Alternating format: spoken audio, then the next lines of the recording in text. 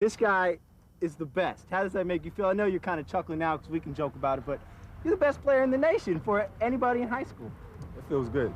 It's great confidence, but you have to keep moving on. Because I know a lot of guys who've been #1 in the past years, and it just fell off a cliff. So I have to keep working hard, and hopefully everything will work out. I'll be #1 in the future.